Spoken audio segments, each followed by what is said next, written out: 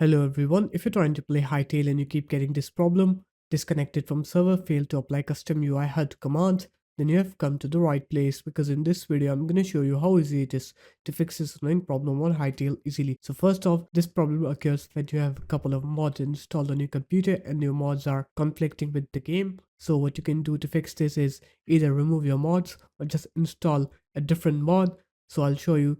You can install this mod named multiple HUD. So this mod lets you have multiple HUDs present on your screen at once, and so it removes those problems that conflict with your game. So just install this multiple HUD mod on your game, click install via app, and then install the multiple HUD mod using CurseForge. And once you install it, now you can go ahead and play Hytale, and you'll see that you will not get that failed to apply custom UI HUD commands error anymore. So there it is guys, that's how easy it was. If you guys found this video helpful, make sure to leave a like, comment and subscribe to the channel, and I will see you in my next video. Peace.